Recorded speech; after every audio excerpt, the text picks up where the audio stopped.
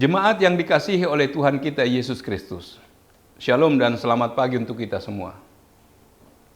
Firman kehidupan di pagi hari ini tertulis dalam kitab 1 Samuel pasal 2 ayat 30.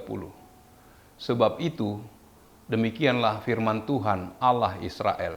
Sesungguhnya aku telah berjanji, keluargamu dan kaummu akan hidup di hadapanku selamanya. Tetapi sekarang, demikianlah firman Tuhan, jauhlah hal itu daripadaku, sebab siapa yang menghormati aku, akan kuhormati.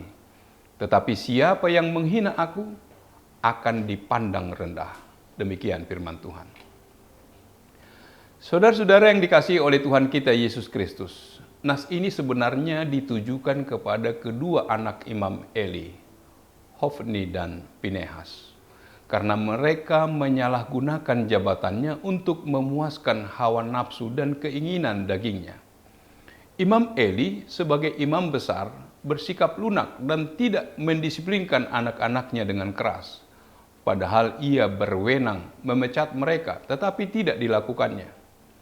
Demikian juga umat Israel tidak lagi menghormati Tuhan dan menganggap remeh kekudusannya. Namun, di saat menghadapi situasi genting dan terdesak, mereka teringat kepada tabut perjanjian Tuhan, mencari Tuhan dan memanfaatkannya hanya untuk memenuhi kebutuhannya. Dengan membawa tabut perjanjian ke tengah-tengah perkemahan, mereka berharap Tuhan segera turun tangan dan menolong mereka. Namun yang terjadi adalah murka Tuhan datang. Mereka mengalami kekalahan dan dipecundangi oleh bangsa Filistin.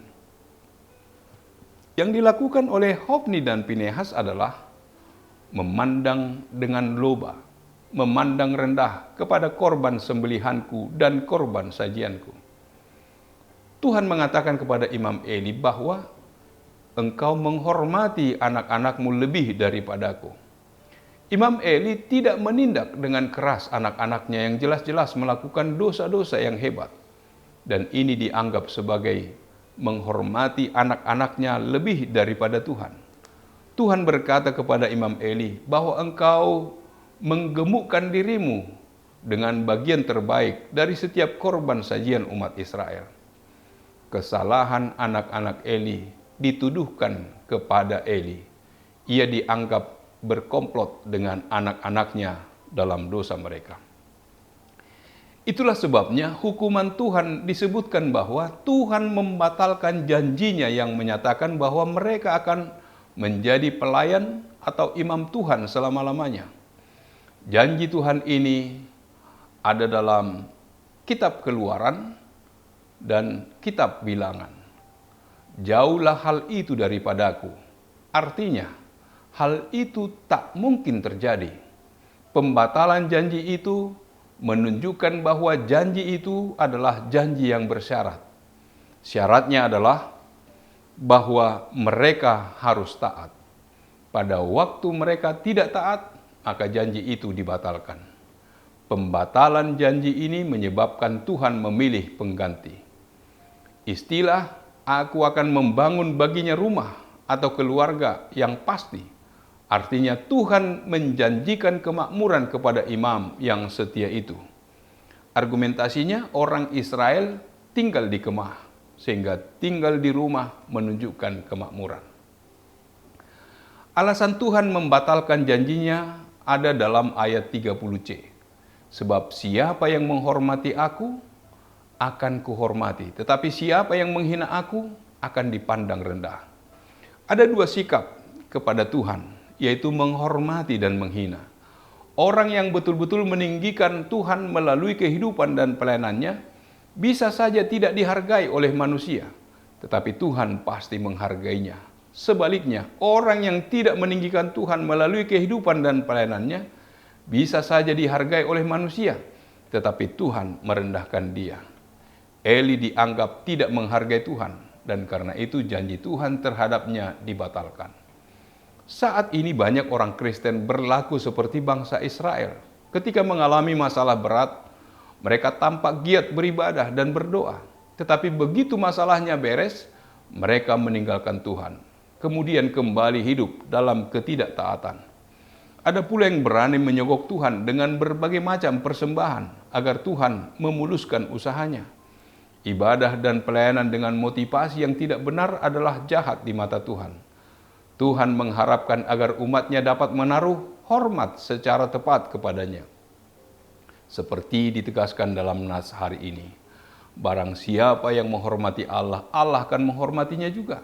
Tetapi siapa yang menghina Dia akan dipandang rendah olehnya. Tuhan menghendaki kita beribadah dan melayani Dia dengan hati yang tulus karena mengasihinya, bukan karena maksud terselubung. Inilah yang akan mendatangkan berkat. Tuhan tidak bisa dipermainkan.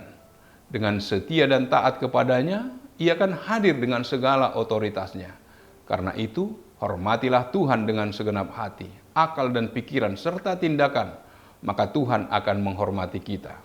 Dalam beribadah, kita harus mengikutinya dengan hikmat, sebagai tanda penghormatan kita kepada Allah, hamba Tuhan, dan saudara seiman kita. Amin. Marilah kita berdoa. Allah Bapa yang bertata dalam kerajaan surga, puji syukur bagimu Tuhan yang mengingatkan kami agar tetap menunjukkan rasa hormat kami kepada Tuhan. Ya Bapa, biarlah dalam segala sesuatu yang Engkau lakukan dalam kehidupan kami dapat mensyukurinya. Dan biarlah kami dapat melakukan kehendak Tuhan di dalam kehidupan kami. Agar Tuhan senantiasa melakukan kebaikan di dalam kehidupan kami dalam menjalani hari-hari kehidupan kami. Terpuji termuliakan nama-Mu, dalam nama Yesus kami berdoa dan bersyukur. Amin. Anugerah dari Tuhan kita Yesus Kristus, kasih setia dari Allah Bapa serta persekutuan dengan Roh Kudus kiranya menyertai kamu sekalian. Amin.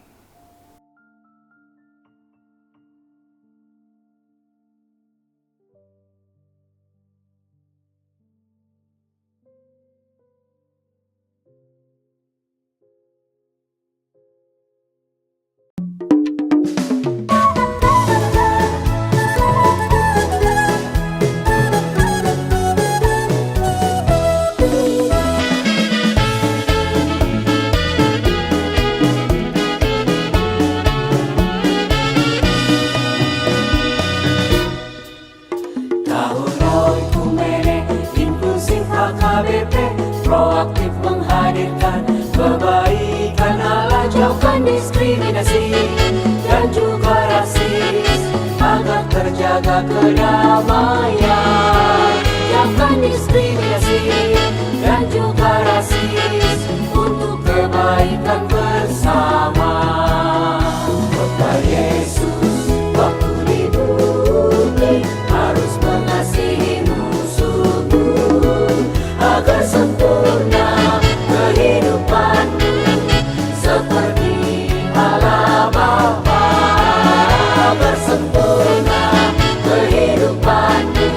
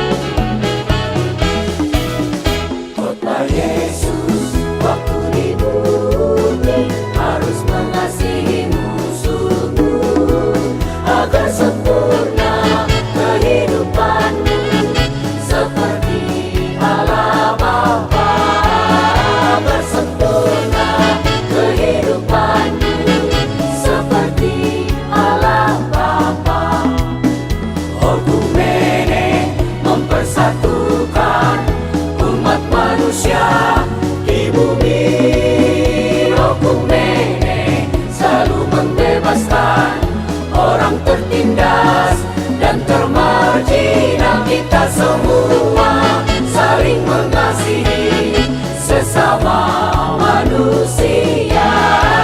Apapun adanya kita wujudkan keutuhan ciptaan Tuhan.